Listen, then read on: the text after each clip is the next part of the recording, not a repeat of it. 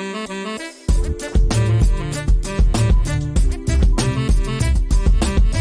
everyone, Scott Hansen here from NFL Red Zone. I hope you're checking out 1 hour of 5 Yard Rush, one of the best podcasts on NFL football in the UK.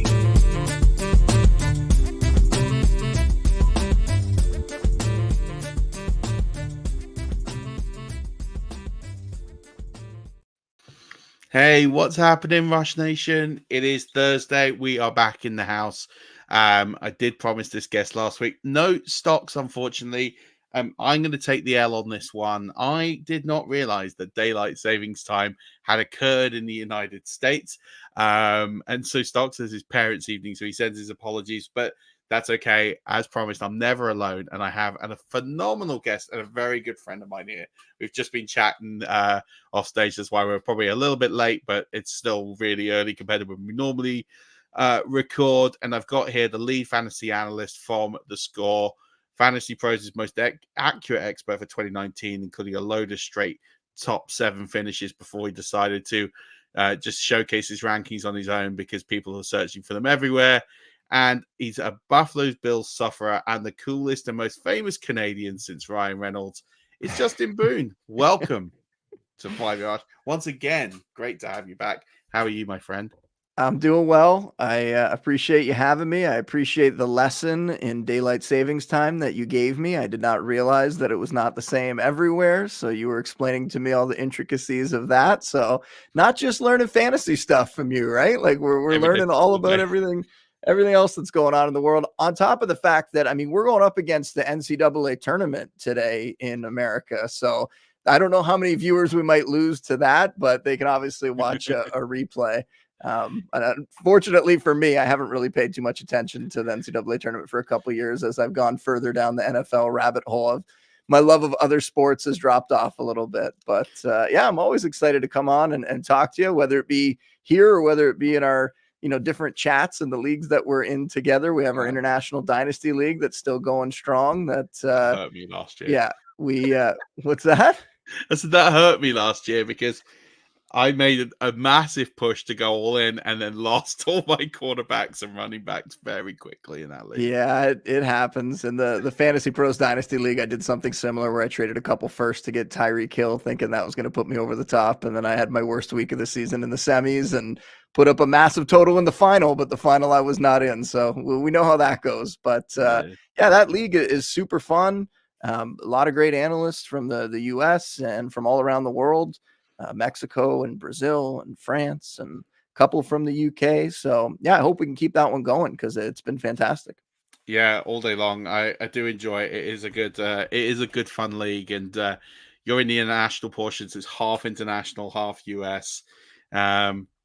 International wasn't as strong this year, but next year I feel like it's going to be a good year for the international analysts. Yeah, I took a 1 year rebuild. I almost made the playoffs still actually in the first year of that rebuild, but yeah, I'm looking forward to this season. I have the first overall pick based on a trade that I had made a couple years ago.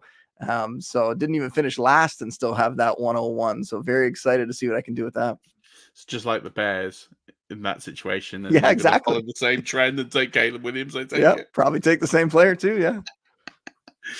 Oh man, I love Dynasty and I love for all of that goodness that comes out of it and all the trades. But as you say, really fun league. And yeah, you're doing a great job of it. It's on Sleeper as well now, which I think makes it.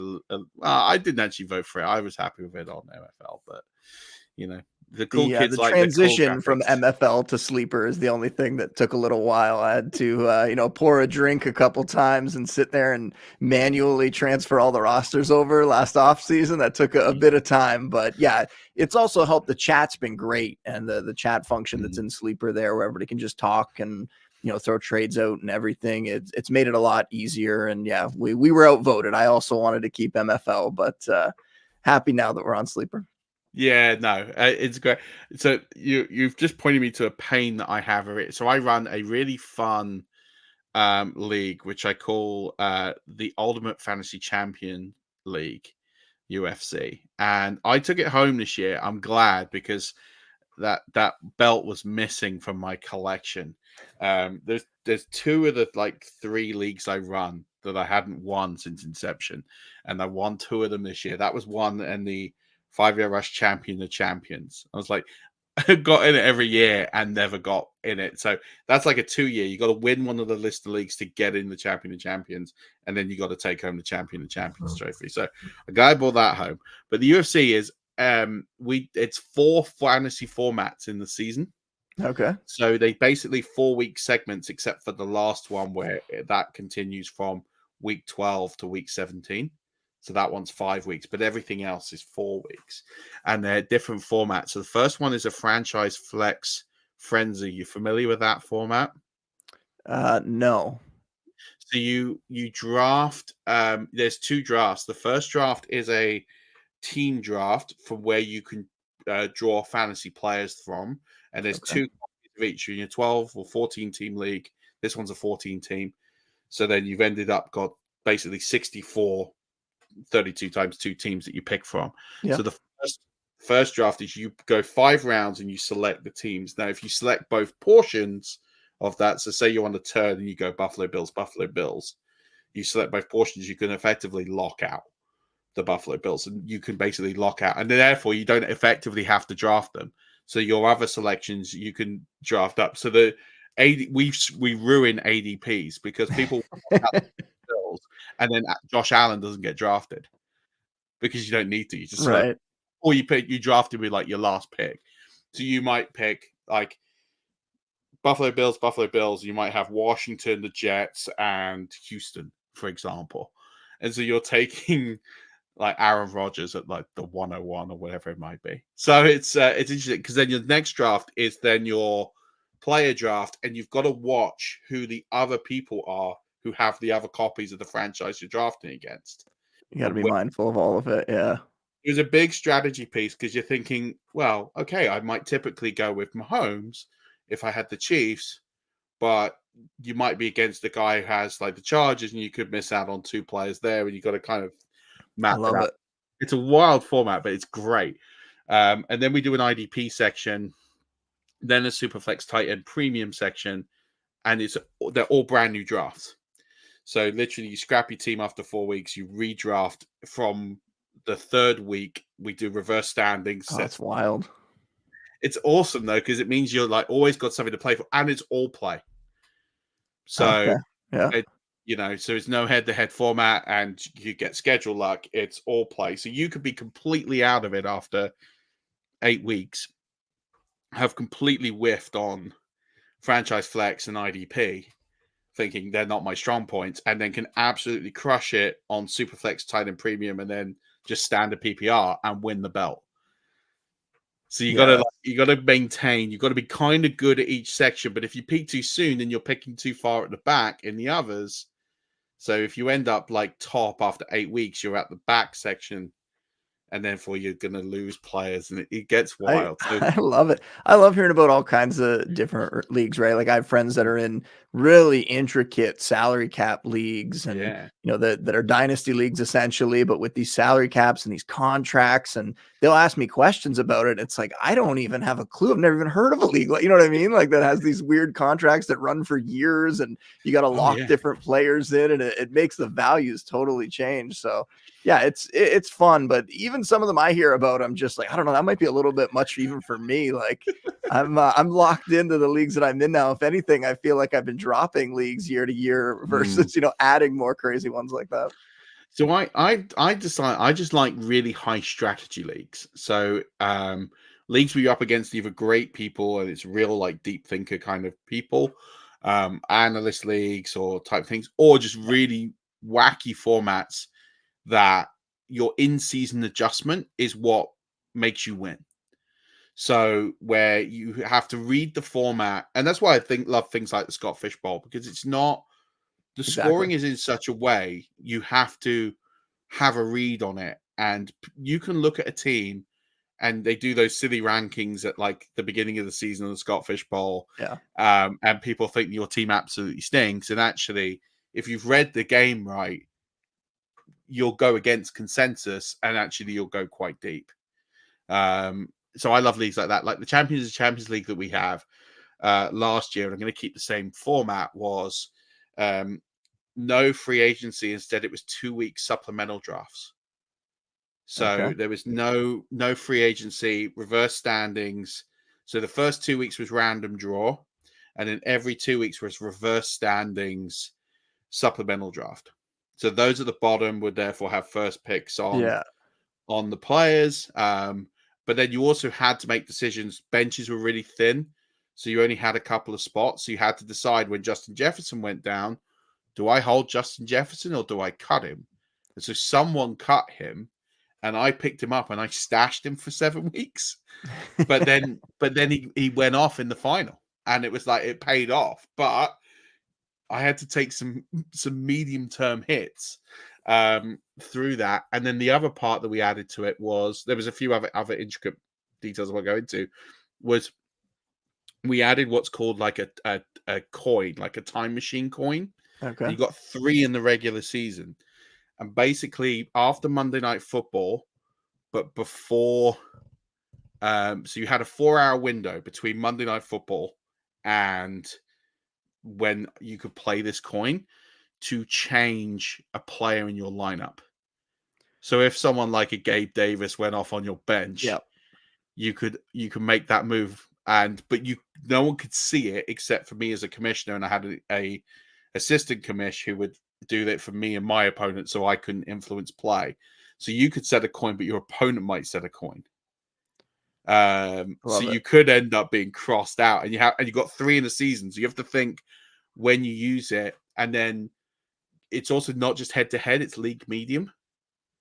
So that was your other game in the week. So some people would use it just to beat the medium and pick up an extra, just to pick up the 1 win. Some would wait until you got the 2, but then you might be in situations where the benches are so thin you could wait. And some people hoarded their coins until the end, and then they had no reason to play them because they were getting beat by 20, 30 points. But just in case, I kept it until the end. Yeah, I was in a league at the Score that we had years ago where it was sort of loosely based around like the Premier League, where there was more than just like the main league. The main league was going on, but then there would be like side cups or side challenges along the way. And then if you won some of those, some of them were built around like almost like WWE style things. Like so one was called Survivor Series, and I think it was like the lowest score got dropped every week, but it had no impact on the main league. It was just happening on the side. And then there was something like you're saying, where one of the challenges, if you wanted, it was like a money in the bank situation where you could swap a player out. It was called Monday in the Bank, I think. And you could swap a player out on Monday. Yeah. But a lot of time spent by the commish, which was not me, organizing that league and coming up with a lot of great ideas. And yeah, that was an extremely fun one. I find now for me, like just the barest of bones, the most simple thing. But when it's Dynasty, I want the deepest of deep benches. And when it's redraft, I want the smallest benches, like you're talking about, where like it makes those decisions so difficult, where you can't just stash some of these backup running backs. And now bye weeks hit and you drafted a few guys that have the same bye week, and now your team's decimated. You got to change some guys out and drop some guys that are valuable. Whereas Dynasty, to me, I love being in these analyst leagues that are extremely deep, 14 teams. I'm in one where it's like 34-man rosters or something, and there's nothing on the waiver wire, and the battles for just the crumbs that are left over on the waiver wire. I picked up Corey Davis the other day because it's like, that's how bad it is. Like there's just nothing on the waiver wire that you could possibly want. And the odd time a guy will pop up and then everyone bids a max bid to try to get him. So it makes it really, really fun. And you get to see some of the same names. Danny Kelly, who's in the International League, is in that one with me. And we always joke about we're the two guys that are always battling for these like bottom of the barrel players. And it just depends who's got the waiver priority. Nobody wants to spend the money, but you try to battle for who can get that $0 bid higher. Yeah. So it's really, really fun. And yeah, I love all the different leagues that have all the different intricacies and switching it up, even though, like I said, it's tough sometimes to give advice on those leagues when people are asking on Twitter, and then you need that full explanation. You need 10 more tweets just explaining all the details of the league and the rules and whatnot. And yeah, it takes a long time to answer some of those questions. Oh, it really does, doesn't it? You sit there and you're like, and people ask you like, why do you need to know that? It's like, because the strategy part of it is really crucial to it. Yeah, like it's not the same. You can't, and like people go, like they provide you the scoring now, which is better. At least people are getting better at providing the scoring. Yeah, before they ask, which is good. But yeah, then there's actually like, well, what style of league? Because you might pick up a player and it might impact your bench and everything else. So yeah, I love the deep thinking. I love the leagues where you take more of the luck element out of it. Yeah, for sure. Like you're saying, because I think Well, that there's always benefits going to be us, an element right? of luck. Well, it doesn't. But like, I just think people, I like it where you've got to make bold plays. You can't just hedge. Like you've got to commit to a strategy one way or the other. And if it works and you nail it, then kudos to you, deserve it. But I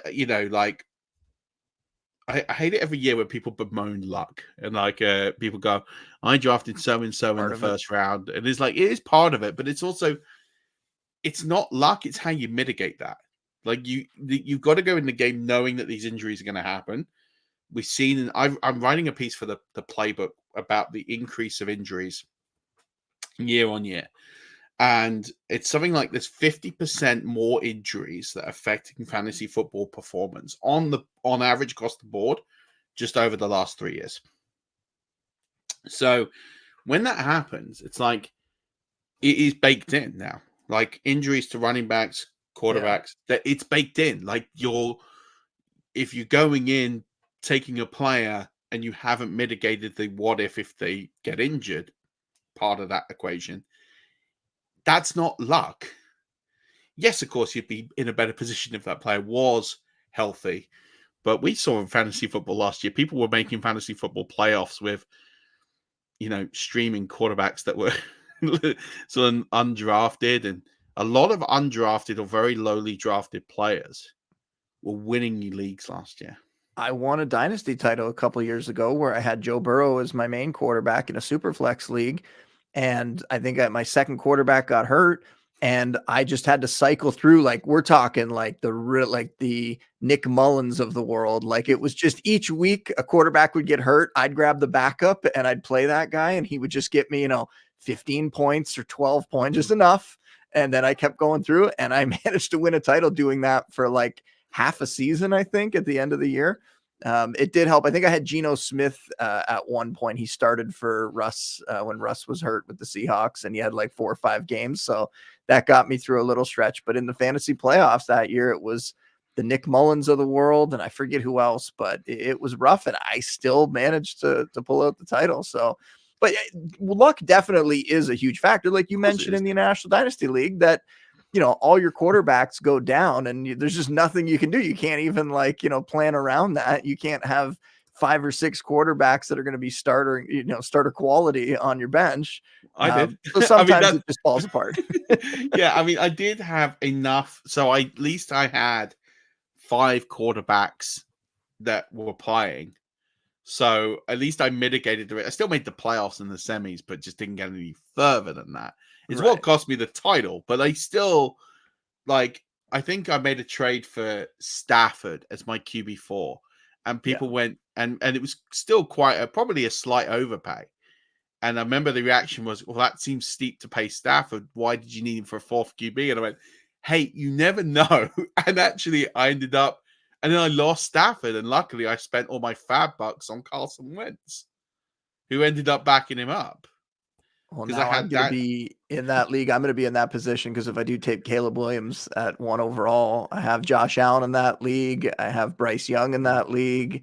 I have Brock Purdy in that league. I have Gardner Minshew in that league, who might be a starter this year. I don't know if we're going to talk about that, but now I'm in that position where I got to make that decision. Do I trade one of those guys away or a couple of those guys away to beef up elsewhere? Or do I just hang on to the fact that I could have, 5 potential starters and then trade them down the road? Or it makes for some fun decisions.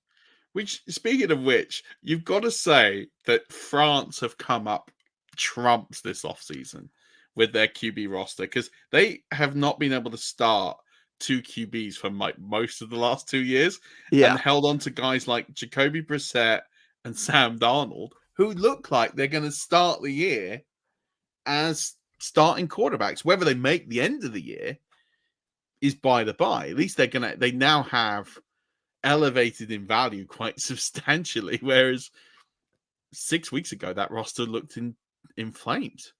Yeah, and they've had a very, very tough go, Team France, with their quarterback situation. It's been like 3 straight years of them just really, really struggling.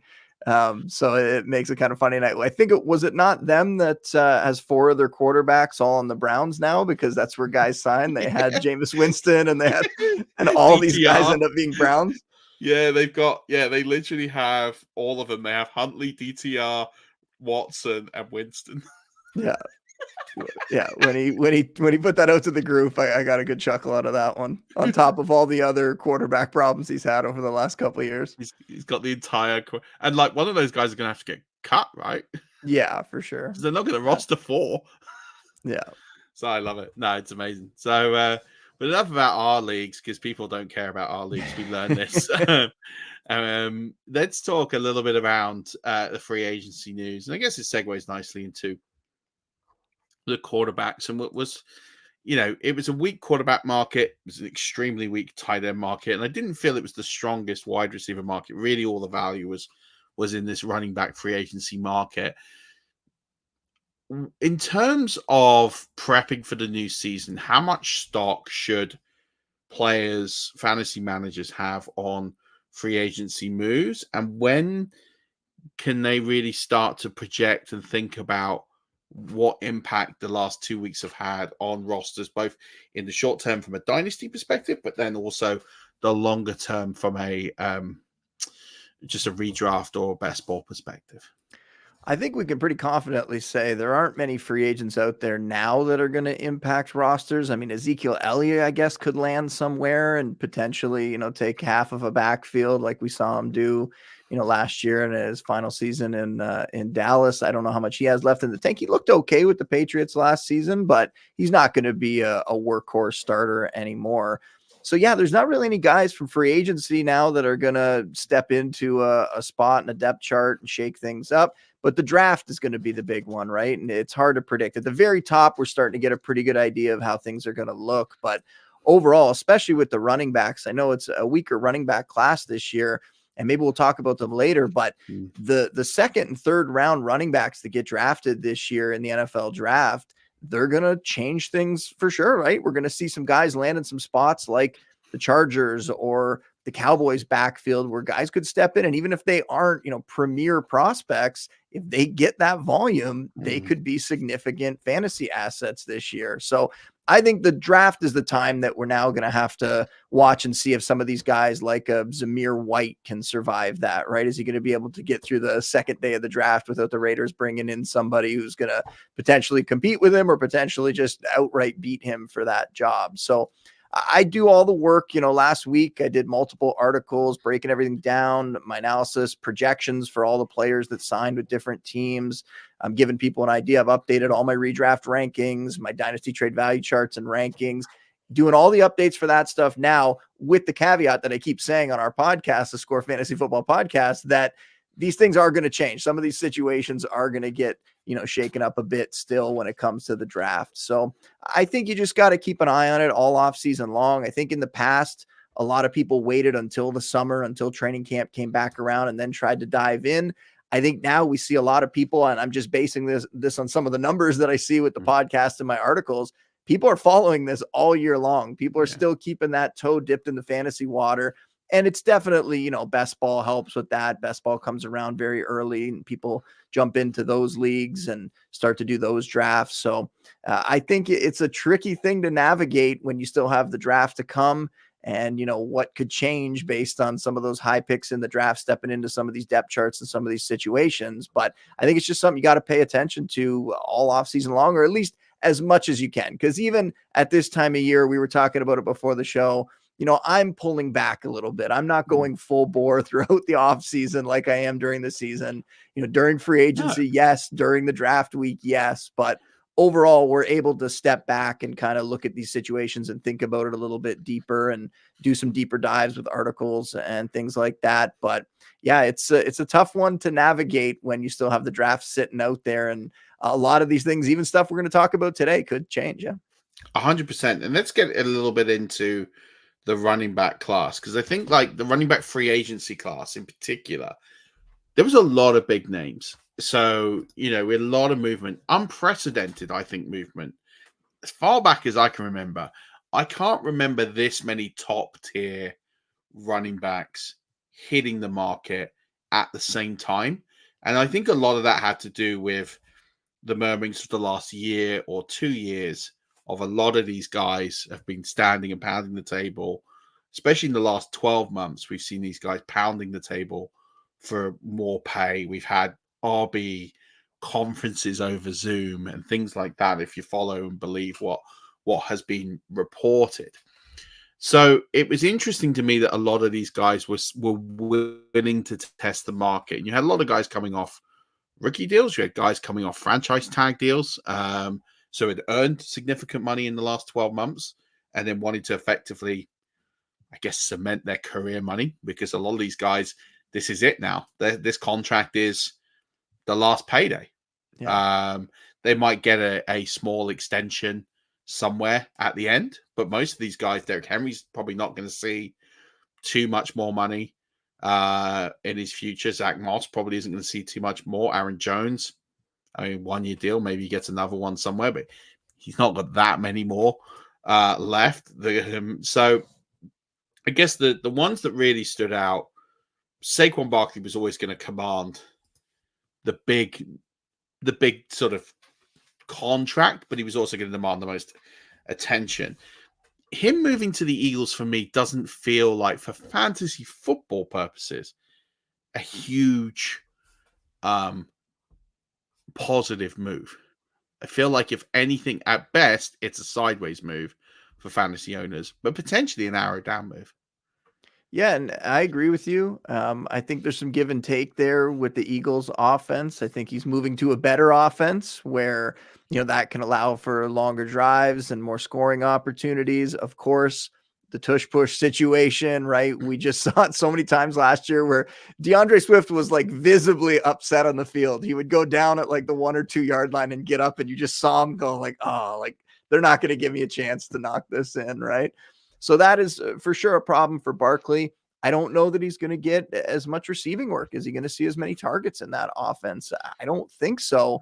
But overall, being in a better offense, that's going to offset some of that stuff. And we know Barkley's a guy that can score from other places than just, the 1 or 2 yard line. He doesn't need to be that goal line hammer, though it would help his fantasy stock if he was. So I still have him in that mid to low end RB1 range. But that's also, and this ties into some of the stuff we've talked about, because we're seeing a lot of running back situations where it's not these workhorse bell cow guys. There's not that many of them out there. And after a certain point, you have to start to pick these backs that are going to share their backfield with someone else. So that's kind of where the running back position is now, and whether that's factoring in the injury situations or, teams just wanting to have the depth, like we're joking about with your dynasty quarterback situation, where they don't want to have that one guy that's the bell cow and then he goes down and now they don't have anybody of even remotely the same talent level behind him, right? So I think Barkley is going to be okay with the Eagles. I like him there. Is he going to be someone that I'm really targeting? Probably not. Like, I think he'll be fine this season, but it's going to all come down to where the ADP falls for these running backs, right? And where you're willing to actually take them. Because in the early rounds, if you're going to have to step up and take a Barkley and, let's say the early or mid second round, I'm just not going to be willing to do that. Yeah. And I think you bring up a really interesting point. And one of the things I've actually been working on here for, the playbook is I've actually written a piece, and I wrote a piece last year around the decline of fantasy running backs, and talking about it from the perspective of there isn't that many bell cow guys anymore. There isn't that many separators at the position. And I've run like a load of data over the last 11 years, right, to back this up. And this is a bit of a sneak preview. So if you're listening to this, then you're getting a bit of goods. If you looked at the peak period of running backs over, say, 2014 to 2019, there's an outlier in here in 2015 where all running backs were just really bad. Like the top scorer in fantasy football, I think, was Devonta Freeman. He got 321 PPR points as the RB1. So it's a huge, 2015 was a huge outlier where all running backs were kind of the same. There wasn't a big separator, but all future years, the RB1 has been posting somewhere between 360 at the floor up to like 460, which is Christian McCaffrey's huge outlier year as well. If you take that peak out, it tends to be somewhere between 360 and 390. There's a 411 in there.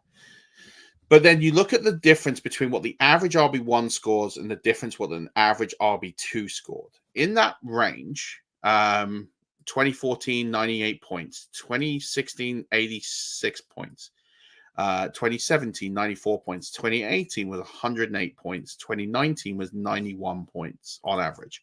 So this is like the difference between what an RB1 would score you versus what an RB2 would score you, which is why you had to go up and get those guys. That there's a reason you're getting and spending a lot of these first round, early second round in draft picks on these guys, because they're making a significant difference. Having two of these guys, it's giving you a 70, 80 point bump over the field. So now these numbers have been in steady decline. Last year was 62. So he's dropped off about 30, 40 points. There was a slight bump in 2022, but even 2021 was 68. So there's been this trend, and it factors into like their average yardage from scrimmage. Last year was the lowest running back average yardage from scrimmage since 2015, which I talked about that really down year. 1,380 yards from scrimmage was the average. Touches, though, is where it all is. Consistently running backs were getting 300 touches, and now they're touching 270. That's the average. So it's because of what you're saying. These guys they're not interested in having bell cows anymore. You're getting guys that they're on pitch count. Everyone's on a pitch count. We've even heard noises this offseason that Travis Etienne is going to be on a count effectively for the season. They want to reduce his workload for higher productivity. They want to see backs do more with less. And there's some teams that say that, and then, like Travis said last year, where they say that, and then based on the talent level of some of the other running backs on the team, it doesn't necessarily happen always like that. And this year in free agency, I mean, there were only a couple guys that signed with new teams that I think even have a chance to be the bell cow guy. Now, Barkley is one of them, but I don't know that we're going to see him, get the Eagles have been fairly smart about working in some other guys a little bit, whether it be, Kenny Gainwell or some of the other backs that they've had there over time.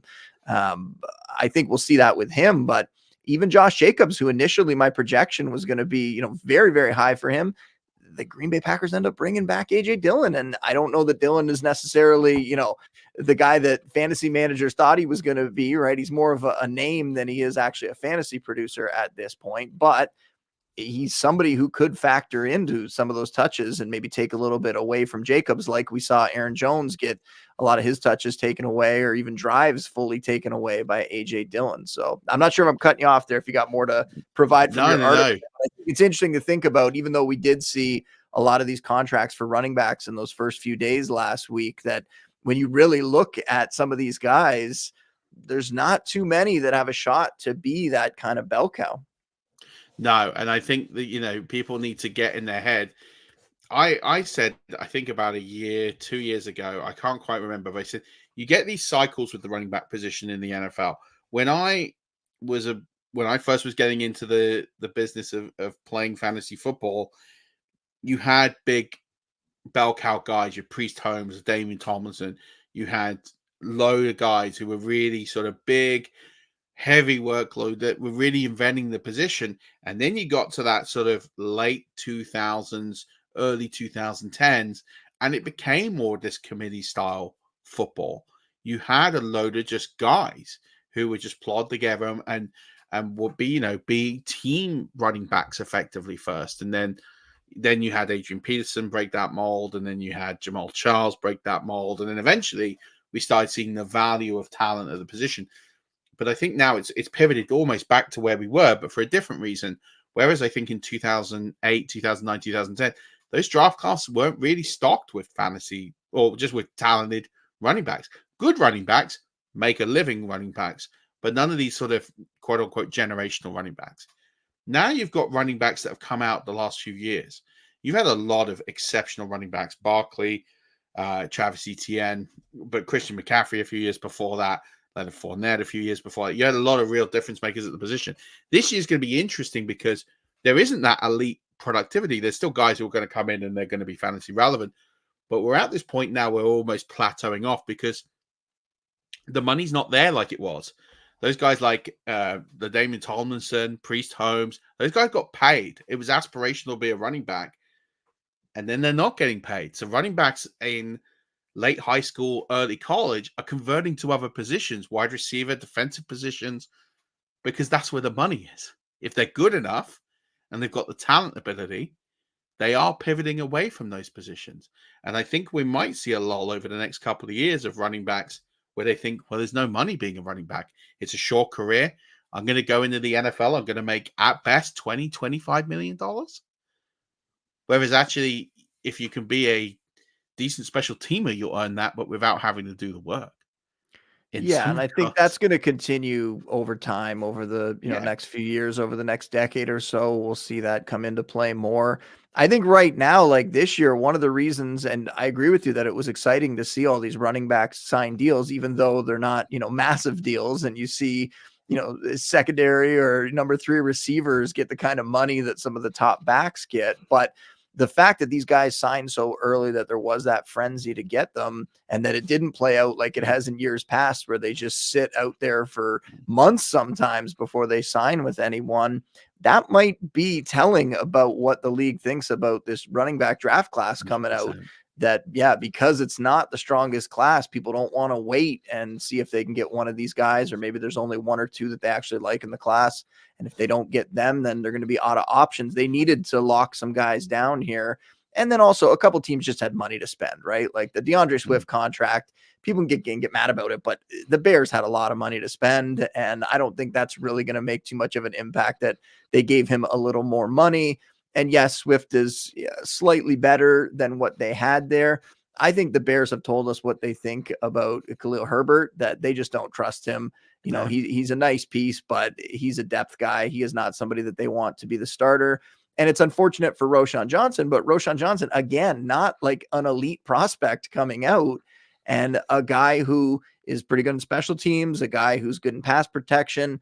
He can kind of, help Swift out there, but they needed a guy who could step in and give them something more. And I think Swift can, even though he's going away from an Eagles offensive line that really helped build some holes for him last season. And now he's going to go to the Bears where that's going to be a little more difficult to do. But I like what the Bears offense is building. And I think Swift could be a little bit underrated in terms of what he can do for fantasy this season, just based on the fact that if Caleb Williams can get in there with the receiving talent that they have around him now, and maybe they can add a little bit to that offensive line in the draft, all of a sudden it could be a pretty exciting offense. It could be an offense that's scoring more than we've seen in years past. And DeAndre Swift could find his path to RB1 or RB2, fantasy production. I don't think he'll get up into the RB1 range, but could end up being a top 15, top 20 back again, and a guy that you're going to be able to get a lot cheaper than those top backs in fantasy drafts.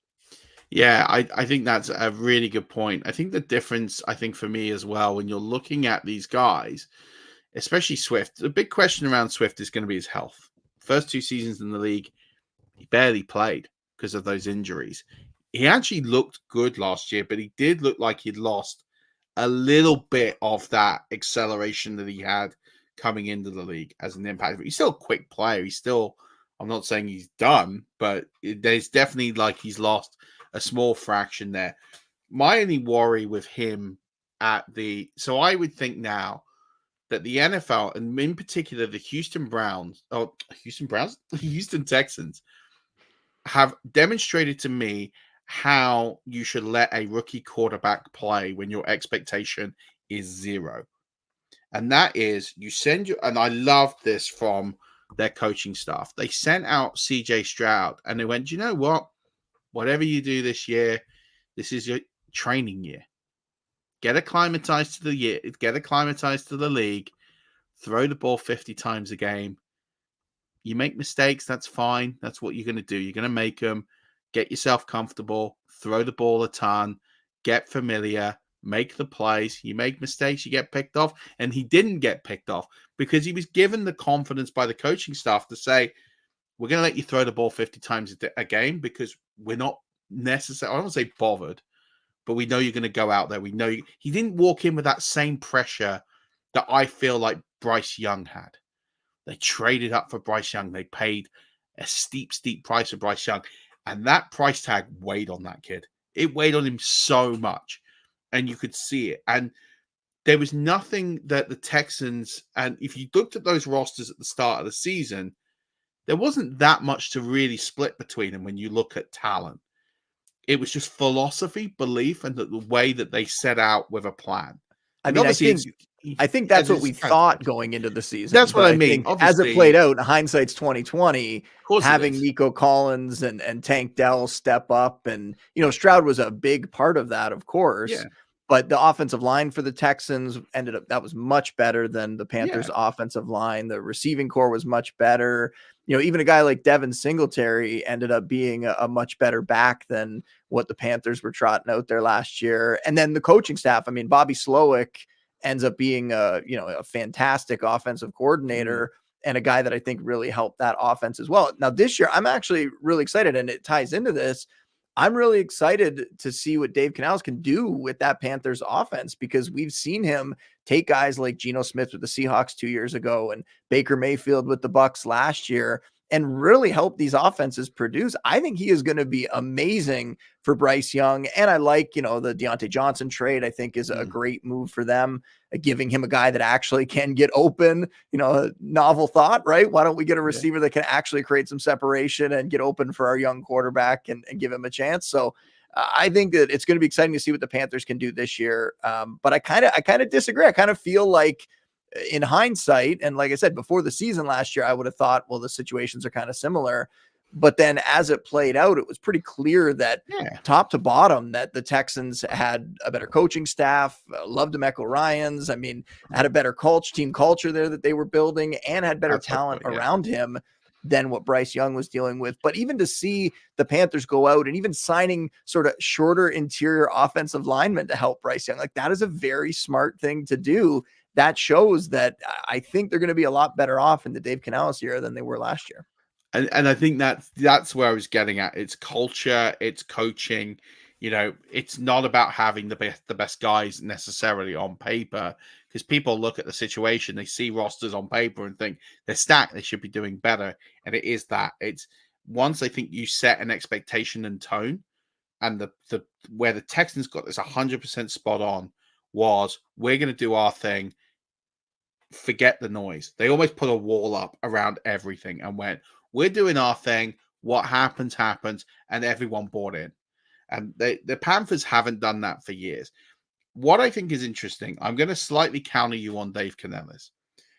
I think Dave Canales has been fortunate in the situations he has been in. And I'm not saying he hasn't done a good job, but I think he's coming in. He has set a pressure now, or he is going to feel the pressure of being a quarterback fixer because of what has just transpired. Now, he transpired a situation where they traded Russell Wilson in Seattle and he gets Geno Smith. And what he did is he simplified that offense and gave Geno a lot of opportunities to make plays that were very straightforward. Not easy, but easier than perhaps what the previous playbook was. In Tampa, I think where with Baker Mayfield, and Baker Mayfield massively proved me wrong last year, but where I think that Dave Canales got a little bit too much credit was this whole piece of he elevated that offense significantly. And actually, I'm not so sure that he did. I think people just thought that offense under Byron Leftwich, the play calling under Byron Leftwich was so poor that Tom Brady was basically coaching the guys on the field and calling more audibles than we've probably ever seen a quarterback call. And I think last season they brought in a playbook that made sense and they played to the plan. The questions I have around Canales is, in both those situations, the run game was poor in both games. Even the Buccaneers, Rashad White had a good year because he was good at receiving and made some plays. But that offense line was pretty good. but they struggled. Rashad White, what did he finish with? 3.6 yards per carry? Like they You know, struggled to get the run. He established the run more than he did his predecessor, which is great. The same thing happened with the Seahawks 2 years previously. And I think Canales, I think it's good that he has plans and he's going to definitely make Bryce Young more comfortable. My query is if that team can't run the football and they're still at this point are going to be relying on Miles Sanders to do this because they haven't I got think anyone else. the way that they've talked, it really seems like they're going to go with Chuba Hubbard. Like last year Or down the Chuba, stretch, yeah. it was all Chuba Hubbard, and in the off season, even Yeah. Canales, like the way that they've talked about Hubbard, it seems like right now he's the guy at the top of the depth chart. Will they draft somebody? Probably. I would think that they'll bring somebody else in, but I don't know. They definitely soured on Miles Sanders last year. I don't think he's going to be the guy. No, he might not be, but I don't think Chuba Hubbard should be the guy either. I think that's we're at this stage where yes, they're making some moves that definitely seem offensive. I think for me, what I want to see from Canales, if I'm sitting there hoping he does a good job, is bring this culture of togetherness, shutting the noise out. But the big thing he's going to have to deal with is shut the expectations of the owner out, because ownership have interfered with that franchise far too much. I mean, the Frank Wright situation was, Frank Wright's a good coach. He's always been a good coach. He's demonstrated how good a coach he's been. For that situation not to have panned out, there's something more than just the fact he became a bad coach overnight. And I think Canales, does he have that ability to stand up to ownership and say, leave me alone. I'm going to manage the team. Judge me on the results. Because that's the one thing that Canales seems like a nice guy. I watched him a lot last year in Tampa. I don't know if he's got that little bit of steel that's going to keep the Wolves at bay. Well, I think one thing to help with your argument, because I don't necessarily agree with all of that. I'm not too worried about the run game for the Panthers. I'm more concerned, and what we're talking about more is the Bryce Young situation. But looking at what he had to deal with in the Seahawks, you're helping rebuild Geno Smith, but you also have a pretty good receiving core there, right? You had DK Metcalf, you had Tyler Lockett, you had some pretty good receivers last year with the Bucs. 2 great receivers again, right? So the fact that they go out and get Deontay Johnson, awesome. Now you got one receiver that you can rely on, I think. Now I think in the draft, they're going to have to try to find and hit on somebody else that can come in and help, or all of a sudden get something out of a Jonathan Mingo, which I think that was one of my worst draft calls last year. I thought Mingo could be the guy there. Clearly didn't happen. Kind of looked pretty slow on the field, to be honest. So hopefully if he can do the thing that you're talking about and kind of simplify the offense for everybody, because that is one of the things that they've said was a problem last year. If they can simplify things, maybe they can start to get a little more out of those young players. Maybe they were too much in their own heads last year. And hopefully they can just get past this. We traded everything to get that number 1 pick. And I think that was part of the thing that was going on behind the scenes last year, that it seems like the owner was heavily involved with that pick. And then I think you had a lot of turmoil behind the scenes where people were probably disgruntled about, what had happened. And, I think that led to probably a lot of fighting and chaos behind the scenes. Now you have this new coaching staff in there. You have a guy that, in my mind, has proven himself that he can go to 2 different spots and help these quarterbacks have really good seasons and sort of revitalize or kickstart their careers. Can he do that with a guy that was talented enough a year ago to go, 101 overall? Uncontested, by the way. Uncontested 101. There wasn't anyone here that thought that he was not the 101. There were some, I know there were some analysts that thought CJ Stroud belonged in that conversation. But yeah, I thought it was Bryce Young, and I still think Bryce Young is going to have a good career. And I think Canales is going to help him. I'm very excited to see what they can do in that offense. And I will agree with you with the run game on one thing. I think they got to try to get somebody else in there to kind of help. You can have Chuba Hubbard as a piece in the backfield, but if you're going into the season with Chuba Hubbard as the starter and with Miles Sanders as the backup, I think you're probably doing a disservice. And I think they're smart enough to know that. And I think they need a tight end. I think they're going to need a tight end who's going to be able to create some space, because they haven't got a wrecker at tight end. They haven't for a few years, probably since Olsen retired, really. They need to have someone who's going to create an extra lane. They need to use the short yardage underneath. If only they had a lot of draft picks to fill all these holes. If only they hadn't traded away all those cash. picks. I don't know why they haven't. So, like for me, like I think someone like, I mean, to be honest, Colby Parkinson at tight end pretty much blew the tight end market out of the water. So probably not. But they need to get just a big tight end, almost like a Drew Sample type tight end, who is just going to be a game wrecker in creating additional space, because that offensive line is not great. Tight end wise right now, what is it? Logan Thomas, and that's it. Not really anybody else out there. And like you said, it was kind of a weak tight end group to begin with. And they certainly don't have the draft capital to get, any of the, I mean, there's really, one standout tight end in this class, but they're going to have to hit on somebody later in the draft if they're planning on bringing a guy in. And then that leads you to the whole, will that person be able to actually step in and contribute if they're not, an elite prospect? And it is going to be tricky, and it makes it hard on the offense if they can't get much out of that tight end spot. Well, then I think if they can, and they've still got Adam Thielen on that roster, if they can get Adam Thielen playing, I almost think Adam Thielen now needs to play what Chris Godwin did last year, that short intermediate routes, kind of over the middle. He's got enough experience. You got to give Bryce Young easy targets underneath. What you will see from Canales is some screens. You'll see a lot of end arounds. You'll see a lot of switches. They'll find ways to get. The only problem I think they have, they're going to need a bit of a speedster at receiver, which I think is what they might try and target. They need to find someone who's not necessarily going to blow it up over the top, but who's going to be able to be athletic enough to do some of those creative short throws for big gains, which is what I think they're lacking. And like Godwin was able to get a 1 yard pass and take it 8 yards, for example. That's the kind of guy.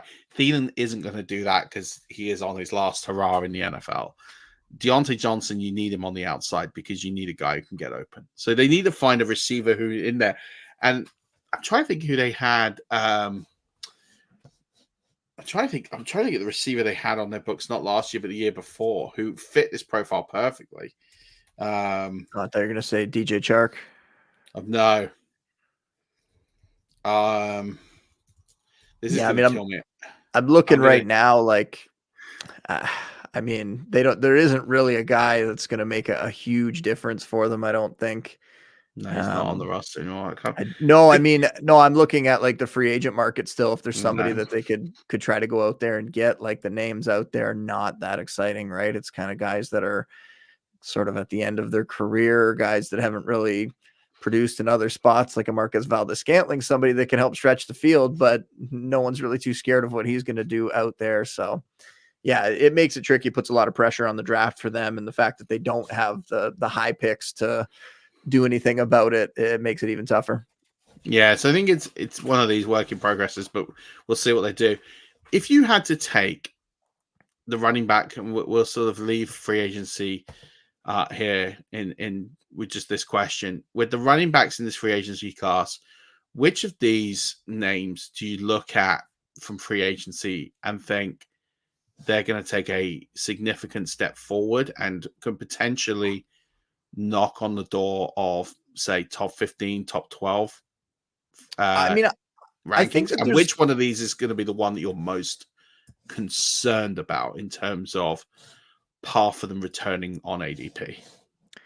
So I think Josh Jacobs is the one that intrigues me the most in terms of like how high he could actually get. Like if AJ Dillon isn't, taking on the role that he has in the past, if that was more to do with Aaron Jones's age and, them thinking at the time that Dillon was going to be the guy who could take over for Jones and all that sort of stuff. Now, I don't feel like the Packers feel that way. The contract that they gave him isn't significant. They could even cut him before the season, to be honest. Like they didn't make any sort of big investment to keep him around. He lingered out there for a while.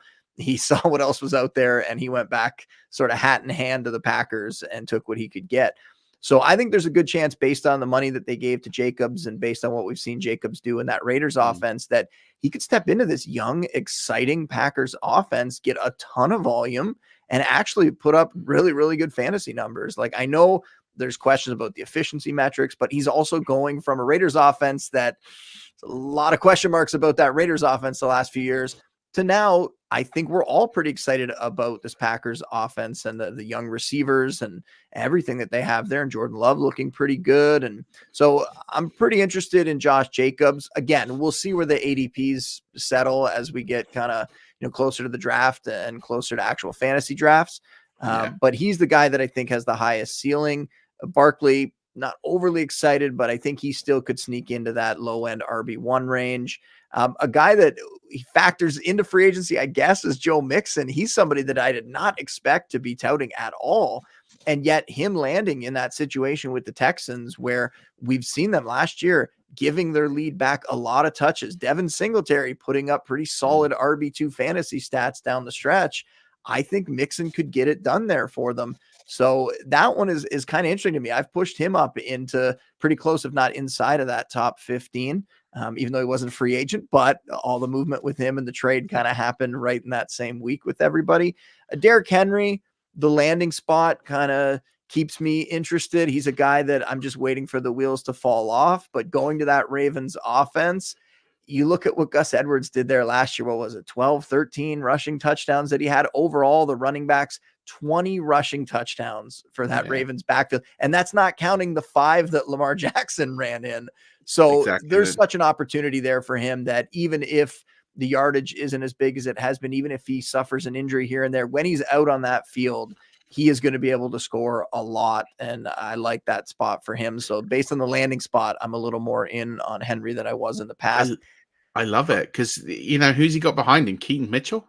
Keaton Mitchell was great, but Keaton Mitchell can't stay coming off an ACL tear, right? What's he going to be able to do next season? Will he be able to hit the ground running, and will he be able to regain his form? We can't just assume that these guys with serious knee injuries are going to come back and just step right in, especially when it's a young player who's a speed-based running back. Could take a little longer for him to get back. So those are some of the guys that I'm excited about. Zach Moss, another massive riser. We didn't know for sure if he was going to get a starting role anywhere. I thought he'd probably end up signing somewhere as really like an overqualified backup. And yet he ends up in Cincinnati in a really good offense where he's going to be the early down guy. He's probably going to be the goal line guy.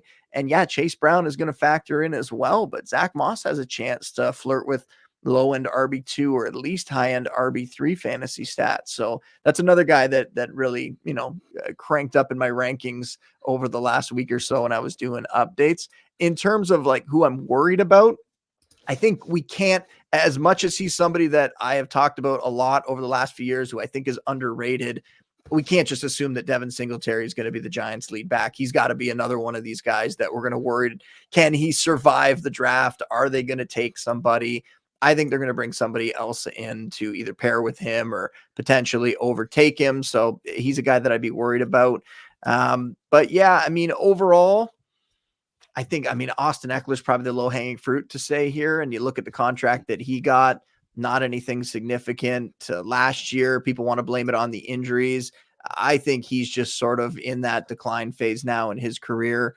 And not somebody that I'm going to be looking to take. I think they still like Brian Robinson there, and Brian Robinson's going to get a lot of the goal line opportunities. So Eckler's just going to be a glorified kind of Antonio Gibson, what he was in that offense.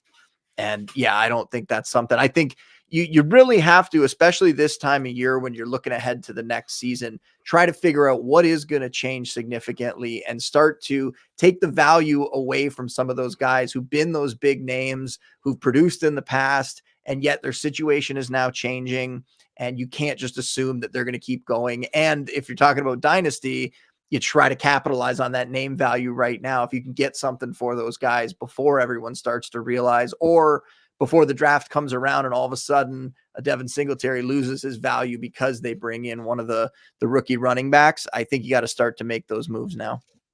Yeah.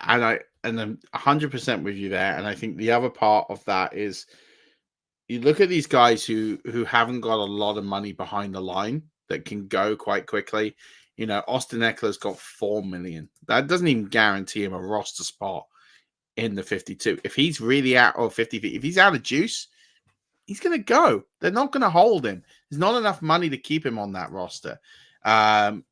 Zach Moss is a bit of the same. Like, I love that situation, but he's $3 million guaranteed. If they fall in love and the right situation comes along in the draft, they might hold on to him because the money is so team friendly, but they might not. They like, I look at some of the numbers on these guys and think, they're really not on. They're not on money that means that they're guaranteed to remain on their teams for a significant amount of time. The one that intrigues me, we haven't really talked about that much, is Gus Edwards. He had a great season last year. He lands into a great offense, pretty uncontested. Yes, he's got to survive the draft, but they're not taking an RB in round 1. And I doubt they're going to take one in round 2 because they've got so many other holes they need to look at. So he's probably going to be competing against a mid-day 2 guy, a round 3 or better guy. I think Gus Edwards here is probably the steal of all these guys from someone who could legitimately threaten the top 15 just because the guys underneath him haven't got any like they've not shown to have any juice. Yeah, I agree with you there. I think he's an intriguing guy to look at right now. I think he'll still be in some sort of committee, but depending on who the other player is, there's no saying whether he could be the hammer in that committee. And that's a run game with Greg Roman there that they obviously want to pound the ball with all the moves that they've made.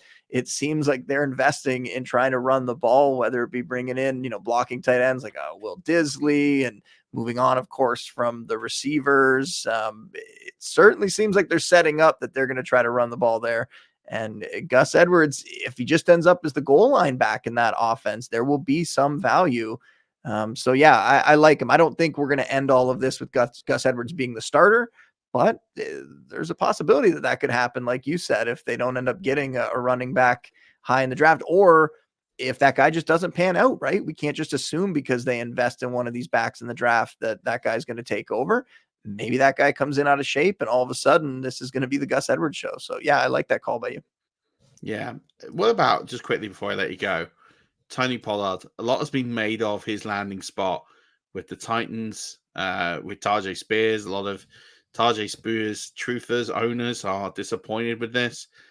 What is your initial take on this? And can Pollard pull enough away from Spears to be high-end RB2, or are we looking at two guys here that you almost want to fade in most formats for next season? I don't know. Like, that Titans offense, to me, I love everything that team is doing with the exception of what they have at quarterback. I do not believe that Will Levis is the guy there, and I think that's ultimately going to be what holds back that offense. They've tried to help out on the offensive line by bringing in some additions there. I'm sure they're not done. That's an area that they got to continue to address. But the receiving core is solid. You have a nice pass catching tight end in Chig Okonkwo. And I love like the fact that they bring over Brian Callahan. Like, I think he is going to be such an upgrade. There's a few situations like this where we're seeing an offensive mind come in and just completely change what that team is going to look like in terms of, the way I'm going to have to project it in terms of, how many passing attempts they're going to have next year. That is going to go way up. And the moves that they've made prove that, because you get two backs that are sort of interchangeable, two backs that are explosive and they're pass catching threats. And that's the problem for Spears. Now he doesn't have that defined role like he had with Henry. Now it's going to be just a straight on competition between these two. And here's the thing. I actually think it benefits both of them to not be a workhorse or a bell cow in this situation. We saw Tony Pollard coming off the injury last year and really wasn't the same player, wasn't as explosive as what we saw in those last couple of years when he was splitting the backfield with Zeke. So I think it's good for him that you could put him with a guy like Spears and now have whether it's 55-45 or 60-40, it will be in Pollard's favor, I believe. And I think we could see Pollard get back to a little more of what we saw from before. To me, that's low end RB2. I don't know that we're going to see much more than that, because I don't know overall that offense is going to be able to take a complete step into another stratosphere. And again, that's because the quarterback situation in my mind, but I think there's still going to be value with both these guys. I think Spears will have value as an RB3 flex and a guy that if something happens to Pollard can step up and really blow up like we expected that he might before Pollard signed there. But right now, that's kind of how I'm valuing them, and just we'll see where their ADPs fall for whether we want to actually invest in that or not. I don't think the ceiling is going to be there for either of them, though. If that's your ultimate question, I don't think that Pollard is going to get anywhere near, top 15, top 10. I don't think he's going to be anywhere near that from what I'm expecting from this offense, which is that Spears is still going to be significantly involved. Yeah, I almost think I'm looking at that Titans offense for fantasy football, and I actually don't see me owning any of it next year in redraft. Yeah. That's as much as I think Ridley is going to be the number one there over Hopkins. And, I like some of the things they've said that they could unlock him a little more based on the quarterback situation. Now we're going to spread targets out, even if the targets go up. I just don't know if there's going to be anybody that's consistently producing. Yeah, I agree. Chig might be the only one because he'll be free. I might buy in on some Chig late in drafts because he'll be essentially free. And with that Brian Callahan offense, which you've mentioned, I think there might be a sprinkle on the path to him having some bumper streamer weeks that could be useful. But yeah, I can't see me owning any of that offense at all. I just think, and it's not against the coaching staff at all, far from it. I think they're just going to spread the ball around. I think they're going to mitigate risk. I think they know the limitations with Levis. I think they're going to just put him in spots where he can't fail, but at the same point, he's not going to shoot the lights out. And I think you're going to see a 3,000-yard season, low 20 touchdowns, some interceptions, and he'll play okay, but he'll be quarterback 20, 22, and he won't be able to sustain that volume for Ridley and Hopkins. That's kind of my feeling on it. And then you got two running backs that will cannibalize each other. Yeah, I don't think I'm going to be in on the Titans all that much this year. I think Tennessee is going to be in the quarterback market this time next year. Yeah, I think they have to be. And actually, I don't hate that for them in terms of even rolling Levis for the next two. Even if they roll with Levis for the next 2 seasons, I think you go for that quarterback when you're in the position where you've built the other pieces. They've still got a lot of work to do on the defensive line. They've got some work they've got to do at the back end of that defense as well. So I think, they can really invest in the lines. They can invest in the secondary. They can invest in the cornerbacks here. They've made some really nice moves on offense to put playmakers in place. You're going to have to replace Nuke Hopkins probably in that window as well, because I don't think he's going to grow more than another 2. So you're going to have to find a complementary piece for Ridley in the next 2 years anyway. And then I think you go and get your quarterback. And then they'll actually be in a really good spot in 24 months' time if they do that. We haven't really heard any talk of it, but I even wonder where Hopkins' mind is at right now, whether he even wants to stick around this season, or could we see him get moved before the year, just based on the fact that you figure that he wants to maybe chase a ring, right? Like, I don't know that Tennessee's going to give him that opportunity, but yeah, we'll see how that works out. I don't think he can move. I'm just pulling out the contract. I don't think he's going to be too locked in. I think he's too locked in. The contract details say that this year he's on for 18 mil this year. Yeah. But having said that, so his base is, base roster bonus is just too high. He's in at 12.6 workout. He's in for 14. He's in for 14 mil plus a 2.35 miscellaneous, which is down on receptions, receiving, and annual touchdown incentives. So 14 with incentives is what he's going to cost the team against the cap this year. I can't see a team paying that's a contender. Unless they lose a receiver right at the start of the season. That's the only hope I think he moves. There's a lot of money they're going to have to eat. Probably. So, it'd be interesting. But we've gone over time, as I guess you and I always do.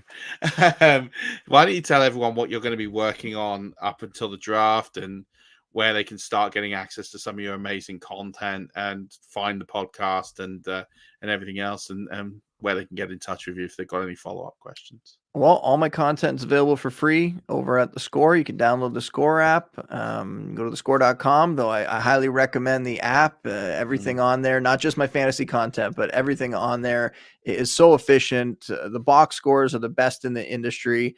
So I definitely recommend giving that a try. And the bonus is that you get all my content on there for free as well, including my draft kit, which will come out post the NFL draft. We'll start to put content out for that. But in the meantime, lots of draft prep, lots of preview episodes over at the Score Fantasy Football podcast that I mentioned earlier. I'll be tweeting out lots of links to my content on Twitter at Justin Boone on there. So it's a fun time of year. Like I said, you and I were talking, we get to kind of take a bit of a step back right now and kind of enjoy ourselves, between now and once we get closer to the draft, it'll ramp back up. And then before you know it, once that draft happens, then it's all hands on deck to get ready for the season. And those months just generating as much content as we possibly can through May and June and into July in the summer. And the season will be back. And, I can't wait. It's so much fun. I love taking, after Super Bowl, I take a few weeks off. And then you come back for free agency, and that really just gets the blood flowing again and gets you really excited as we see everything just get shaken up and changed, and we try to react to where the pieces are falling, and we'll do it again come the draft. And you can gear up for another trip to Pittsburgh. Which we talked about before the show, yeah. get your reunion trip to Pittsburgh booked in. Absolutely. It's a great city. It is. It's been a great pleasure having you on. Always appreciate it, my man. I'm looking forward to pushing you down the rankings again in the Dynasty League this year. I know your rebuilding coming strong. It's strong fighting talk that is all bluster and actually has nothing to back it up. But it's great fun, as you say. Rush Nation, hope you've enjoyed this. Give Justin a follow. Like you said, all his content is free. It's incredible. He's proven over the years he's one of the, if not the most accurate fantasy analyst out there. So if you're not looking at the score, if you're not looking at his draft kit, you're missing a trick. So make sure you check out his content, his podcast, everything that he's doing. He's one of the sharpest out there. That's why I'm glad that he is here and sharing his knowledge. Appreciate you as always. And don't forget, Rush Nation, we will be back next week with more fun, more shenanigans as we're gearing up to the NFL draft. But don't forget, as always, Rush Nation, keep rushing.